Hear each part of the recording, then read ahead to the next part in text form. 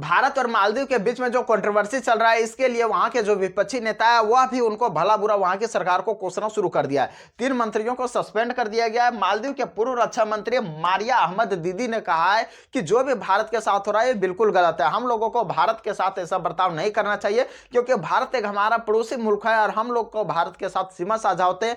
कभी भी भारत को बुलाने पर वो हमारे सहयोग के लिए आ जाते हैं। भारत बिल्कुल 911 की तरह है। अब 911 क्या है? 911 के हेल्पलाइन नंबर है। जिस प्रकार से 100 है पुलिस के लिए, 108 है एम्बुलेंस के लिए हमारे देश में, उसी प्रकार से यहाँ पे 911 भी है जो हेल्प करता है लोगों के लिए। इसीलिए यहाँ पे बोला है कि भारत हमारे लिए 911 नंबर की तरह है, जब भी हम उसको बुलाते हैं मदद के लिए आ जाता है। खैर इन लोगों को समझ में कहाँ आएगा। जब से मुइज़्ज़ू सरकार आई है यहाँ पे क्या हो रहा है कि तहलका मचा के रख दिया भारत के खिलाफ।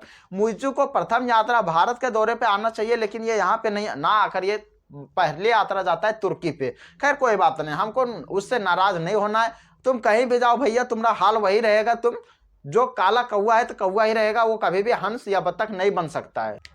अभी फिलहाल क्या हुआ है कि मालदीव और भारत को लेकर एक बहुत बड़ा कंट्रोवर्सी वापस में छिड़ गया। और कंट्रोवर्सी छिड़ने के बाद से क्या हो गया है कि यहाँ पे बहुत सारे ऐसे नेता हैं, बहुत सारे दूसरे देश के लोग भी, बहुत सारे अभिनेता, जिन्होंने अभी क्या किया, अलग अलग अपने अंदाज में ट्वीट करके इन्होंने दिखा दिया है कि भारत की औकात क्या है और मालदीव की औकात क्या है। मालदीव एक छोटा सा देश जो भारत का कोई एक हिस्सा के बराबर नहीं है, उससे कहीं बढ़िया बढ़िया जगह घूमने के लिए हमारे देश में भी मौजूद है। हमारे देश में लक्षद्वीप का कोई जवाब नहीं है। मोदी जी ने वहां पे घूम के दिखा दिया, जिसमें से लगभग 25,000 से ज्यादा मालदीव में जाने वाले लोगों की फ्लाइट कैंसिल कर दी गई। फ्लाइट कैंसिल होने की वजह से क्या हुआ है, मालदीव का जो राष्ट्रपति है, वहां की जो राष्ट्रपति है, उसका जो खोपड़ियों चरमरा गया है। कहावत कहा जाता है ने, जब समय आपका खराब होता है ने, तो ऊंट पर बैठा आदमी को भी कुत्ता काट लेता है। कुछ इसी प्रकार से यहाँ पे मालदीव के राष्ट्रपति का भी हो गया है।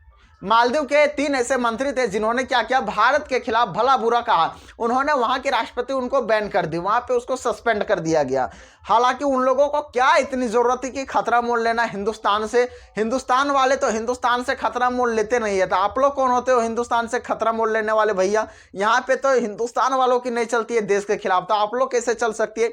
ये बात आप लोगों को समझना चाहिए। और जब इतना अधिक कंट्रोवर्सी छिड़ गया, इसके पश्चात से भारत के बहुत सारे जो हीरो थे, नायक थे, उन्होंने अपना अपना लोगों ने बयान देना शुरू किया, भारत को खुलकर सपोर्ट करना शुरू किया। यहां तक कि सलमान खान, अक्षय कुमार, बहुत सारे ऐसे एक्टर थे जिन्होंने मालदीव को अपने एक बहुत ही सुंदर दृश्य को क्या किया, ट्वीट किया, भारत के बारे में पॉजिटिव थिंकिंग को अपने सोशल मीडिया अकाउंट पे पोस्ट किया, जिससे लोग क्या हुआ, प्रेरित हुए। इसका परिणाम स्वरूप क्या हुआ कि मालदीव में टूरिस्टों की संख्या अचानक से गिर गई। अन्य भारतीय वहां पे जाने से ही पूर्ण रूप से लगभग बंद कर दिए। और अचानक से लक्षद्वीप में क्या होता है कि लक्षद्वीप में अचानक से टूरिस्टों की संख्या में बूस्टअप हो जाता है और हमारा देश का जो मुद्रा है वो हमारा देश में अब रहना शुरू हो जाता है।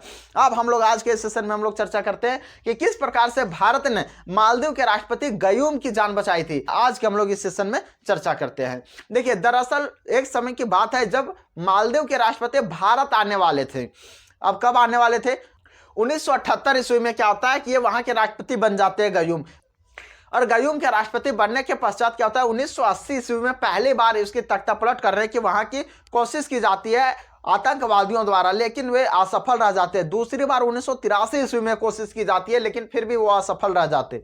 2 बार लगातार असफल रहने के पश्चात से क्या हुआ कि 1988 ईस्वी में वहां पे तख्ता पलट करने की फिर से कोशिश की जाती है। और जिस समय वहां पे 1988 ईस्वी में तख्ता पलट की जानी चाहिए, उस समय वहां के राष्ट्रपति गयूम भारत के दौरे पे आने वाले थे।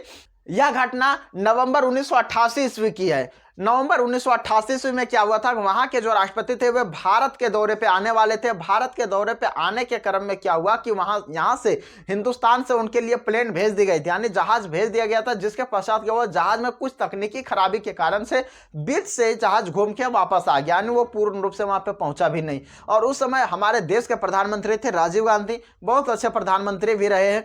राजीव गांधी के प्रधानमंत्री रहने के पश्चात क्या हुआ, ये उस समय चुनाव का समय भी आ गया था। राजीव गांधी चुनाव के सिलसिले में दिल्ली से बाहर कहीं गए हुए थे और उसके बाद से क्या होता है कि वह जो प्लेन जो भेजा गया था वह वापस लौट जाता है। क्या होता है, मालदीव में अभी तक वहां के राष्ट्रपति गयूम को यह बात बिल्कुल पता नहीं थी कि वहां पे क्या होने वाला है, उसके पीठ पीछे क्या चल रहा है। इसके बाद से वहां पे आतंकवादियों ने हमला बोल दिया। आतंकवादियों के हमला बोलने के पश्चात से यहाँ पे तख्ता पलट की जानी चाहिए थी, वहां पे तख्ता पलट की जाने वाली थी और वहां पे सरकार को वहां के राष्ट्रपति को पकड़कर जेल में डालने की पूरी प्लानिंग हो चुकी थी। लेकिन उससे पहले क्या हुआ, वहां पे राष्ट्रपति को वहां से उठाकर राष्ट्रपति भवन से वहां के राष्ट्रपति भवन से उठाकर उन लोगों को सेफ प्लेस पर, सेफ जगह पर पहुंचा दिया गया था। जिससे क्या हुआ, आतंकवादी राष्ट्रपति को खोज पाने में बिल्कुल असमर्थ निकले, जिसके वजह से पूर्ण रूप से वहां पे तख्तापलट हो ही नहीं पाया। लेकिन बहुत हद तक वहां पे क्या हुआ था कि सारा काम तमाम कर दिया था, लेकिन यहां तक अब तक पता ना था। इसके बाद से अब वहां के राष्ट्रपति गयूम को पता चलती है कि यहां पे जो है आतंकवादियों सब क्या कर रहा है, मेरा तख्तापलट फिर से करना शुरू कर दिया है।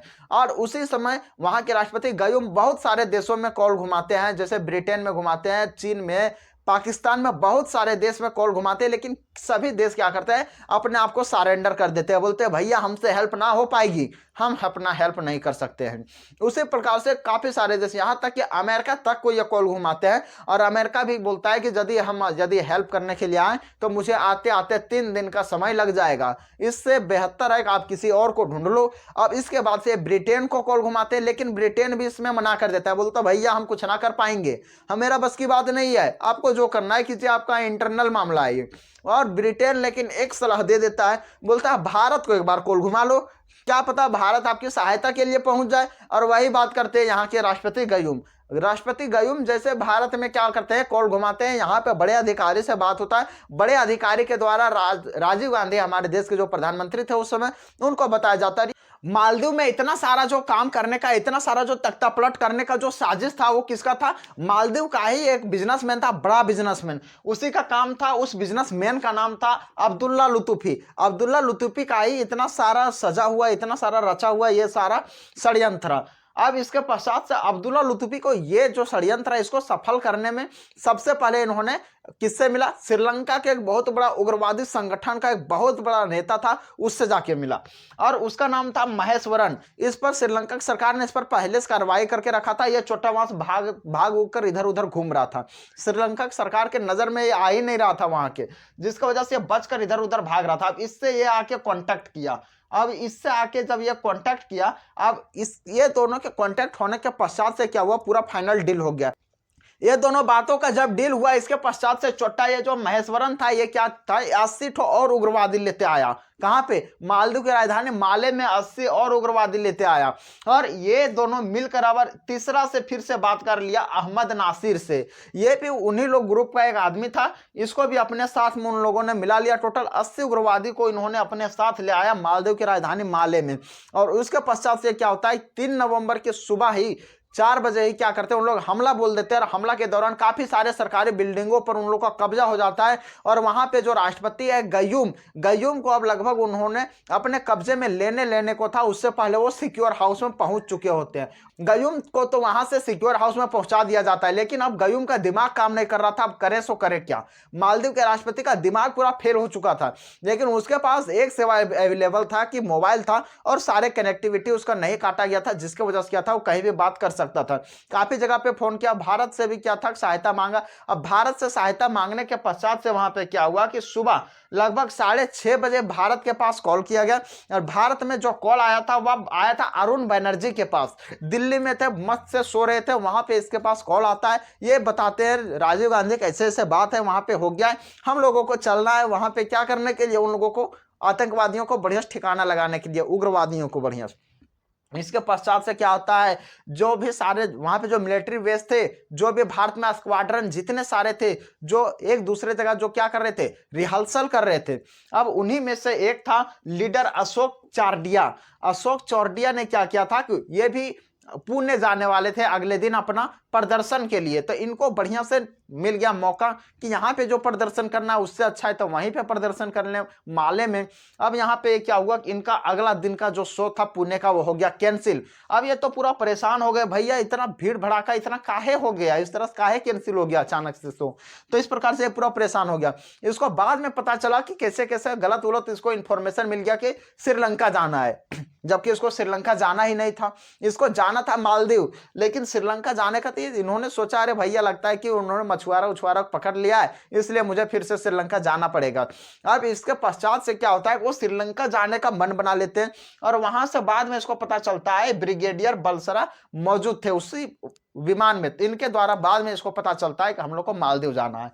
और इससे जो बलसारा जो थे, ब्रिगेडियर बलसारा को इतना तक पता नहीं था, इन्होंने कभी बताते कि अपने जीवन में मालदीव का इन्होंने नाम तक नहीं सुना था। इनके पास ना ही कोई मैप था, ये टूरिस्ट वाले जो मैप होते हैं उनको लेकर ये गए थे। टूरिस्ट वाले मैप के सहायता से इन्होंने मालदीव पहुंच गया और वहां पे इन्होंने क्या किया, माले एयरपोर्ट पर इन्होंने पहले दिमाग लगा लिया कि ये कब्जा हो गया होगा। वहां पे उग्रवादियों का कब्जा माले एयरपोर्ट पर पहले से ही हो गया होगा, हम लोगों को माले एयरपोर्ट पे उतरना नहीं है। अब जैसे भारत में यदि कोई व्यक्ति हमला बोलता है तो सबसे पहले दिल्ली मुंबई एयरपोर्ट पर ही वो क्या करेगा, कब्जा करने की कोशिश करेगा। उसी प्रकार से वहां मालदीव की राजधानी माले में ही वहां पे कब्जा कर लिया गया था। तो इन्होंने वहां से हुलहुले में उतर गया। हुलहुले एक वहां की जगह का नाम है, वहां पे एयरपोर्ट है, वहां पे इन्होंने हुलहुले में उतर गया। लगभग 9:30 बजे इन्होंने वहां पे उतरा। निकला यहां से कब था, 12:30 बजे दोपहर में निकला था। फोन कब आई थी, 6:30 बजे सुबह में। 12:30 बजे यहां से पहुंचा, 9:30 बजे रात को वहां पे पहुंचा। और 11:30 बजे क्या हुआ, वहां पे जो राष्ट्रपति थे उनके समीप वहां पे पहुंच गए, गयूम के पास। गयूम अब बिल्कुल पर्दाफाश होने वाले थे, गयूम को पकड़ने वाले थे। वहां पे जो फोन पे बातें हो रही थी गयूम के साथ, वहां पे गोलियों की आवाज, मिसाइलों की आवाज ले धड़ाधड़ सुनाई दे रही थी वहां पे। लेकिन गयूम को पकड़ने में अभी तक उन लोग सफल नहीं हुआ था। इसके पश्चात से क्या हुआ कि यहां तक भारतीय इंडियन आर्मी जो थी वह वहां तक पहुंच जाती है और गयूम को वहां से सेफ निकाल लेती है। इसके पश्चात से आईएनएस बेतवा और आईएनएस गोदावरी को भारत ने श्रीलंका के बॉर्डर पे और मालदीव के बॉर्डर पे तैनात करके पहले से रखा था। अब रखेगा नहीं तो इन लोग के पास लफड़ा हो जाएगा। लफड़ा क्या हो जाएगा भैया, कि वहां से निकलेगा चोट्टा जब वहां से, तो इन लोग कहीं भी हमला बोलने शुरू कर देगा, कन्ने कन्ने भागेगा। इसलिए 2 ठो पहले तैयार करके रखा है, एने आएगा तो एनहोस मारेंगे, वरने जाएगा तो अनहोस मारेंगे, दोनों तने से मारेंगे। अरे इंडिया वालों को तो पहले से पता था कि इसमें ज्यादा उग्रवादी जो था श्रीलंका का ही हाथ होगा, उसको सपोर्ट करने के लिए। अब अगला दिन वहां के राष्ट्रपति जो थे वह पूरा सेफ, रात भर में वहां पे सारा जो ऑपरेशन था पूरा खत्म करके फिनिश हो गए।